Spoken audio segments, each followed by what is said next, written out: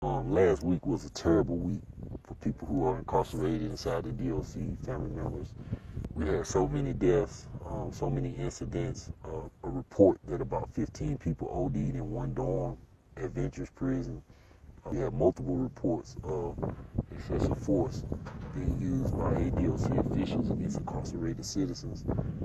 And this is a recurring theme. We had a stabbing death reported at Limestone Correctional Facility, and we had other security issues just around the state.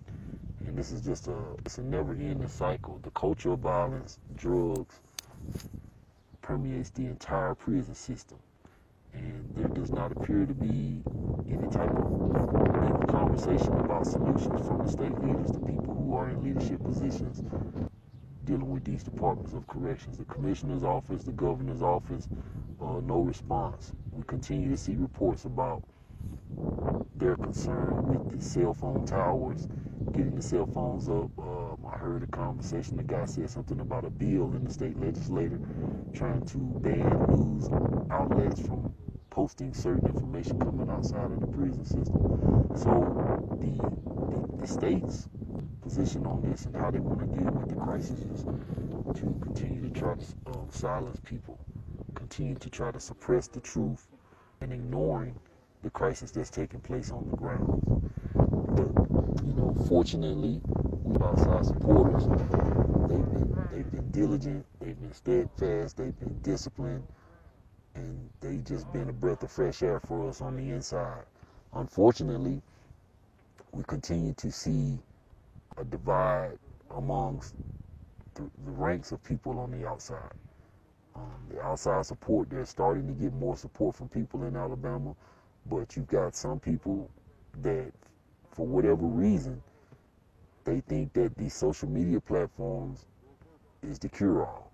Everyone's in a race to post something about what's going on inside the prisons, but no one's in a race to get to these prisons and organize and to raise awareness about what's going on and to intensify the spotlight at the prisons. With the volume of reporting, the volume of deaths, the volume of violence, the volume of overdoses, it's just untenable. It's hard to understand why we don't have more family members and people getting involved. And it's making me start to wonder, do people even understand why we use social media? What is the purpose of social media? How are we using it to promote this movement, to promote our cause, to put forward our issues? And I just want to say a few things about that. Number one, social media is the way that we build awareness. It's the way that we inform people. And by people, I mean there are a lot of family members and people of that nature who are on social media. They get their information from social media. Once you inform the family members, then there becomes a responsibility to take action. And some people are doing phone calls and phone zaps and stuff. People are doing that. But our objective is to get people out of prison. And it seems like a lot of people on these social media platforms don't understand it. They think it's all about posting the information, how many people like it, how many people comment on it, how many people share it, as if that's some kind of, magic potion or formula to get people out. And it's not. It's serving a purpose. It's helping people. It's allowing people to get emergency aid and assistance that they need. But we want more than that. Who is it going to get out of prison? So these things, while they are important, we can't allow ourselves to descend to that and allow that to be what we're trying to organize and mobilize around. Also, number two, we can post the information, get people informed, and reach out to the news media. But the news media is not on Facebook sitting around reading our posts, waiting on us to post something so they can run breaking news on the evening news. That's not reality. People got to wise up. The news media is not going to be the vehicle to take down the Department of Correction. People think that calling these legislators and sending emails is something that's going to move and make these people change laws and save people's lives. Like, just being blunt, like, Only dumb people think like that. Intelligent people don't think like that. You don't see major corporations and people who are getting things done and changing society. They're not changing things like that. They have resources. They have boots on the ground. They have people mobilizing. They're organizing. They're taking action. They're using tactics and strategies to impact the system that it is that they're trying to challenge. Just like, Donald Trump, the situation with Donald Trump is a prime example. They're using the judicial system to attack him. They're using the civil courts to attack his money.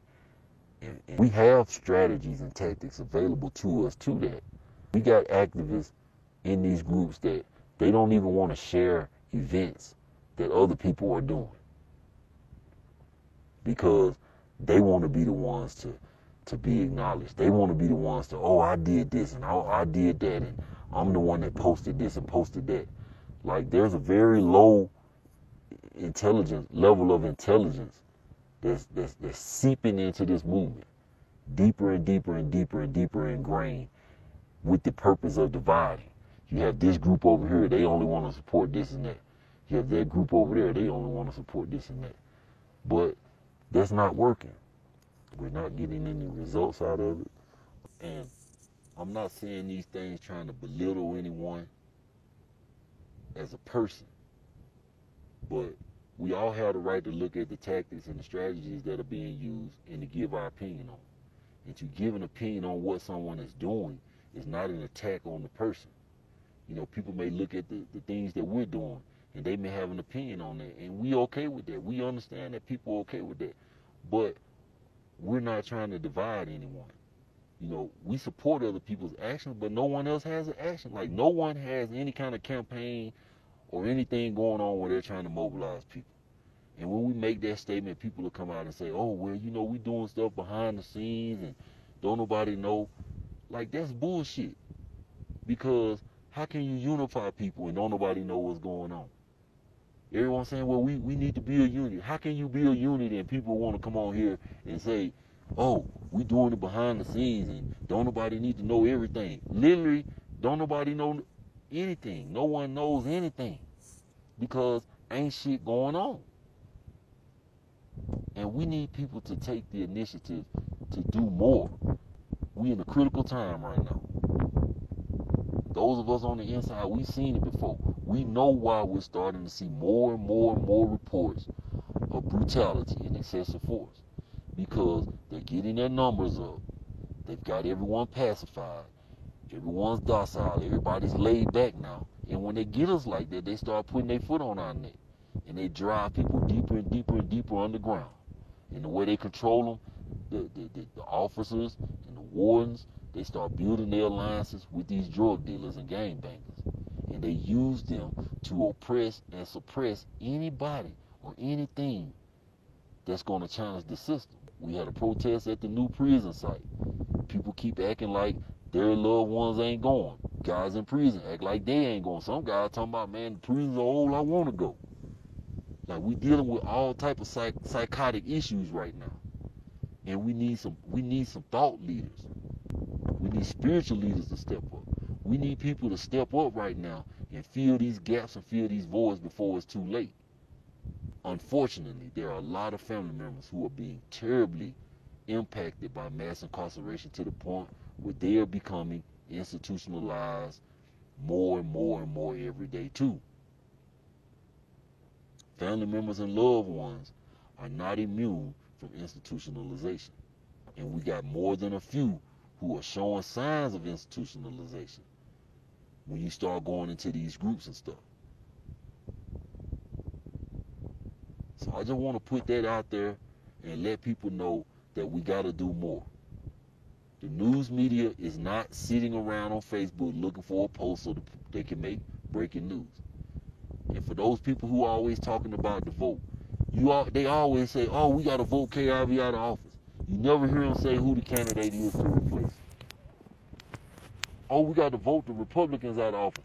You never hear them say who the candidates are that are Democrats or independents or whatever that are going to replace them. Because they just speaking, they speaking from ignorance. It's pure, unadulterated ignorance. What are their policies and politics that are of interest to us? No one has any of these kind of answers. Who in this group is organizing a campaign to get voters? Because my whole family is registered voters. Ain't nobody inboxed us or reached out to none of them. I don't see nobody else sharing nothing about we meeting over here, we having a Zoom call, a conference call. I don't see any of that.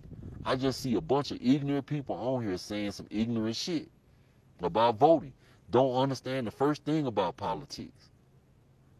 Don't even speak about the political process. They just say something that they see on the news or they see it posted on Facebook, and that's what they regurgitate and repeat in these platforms. And people need to stop that.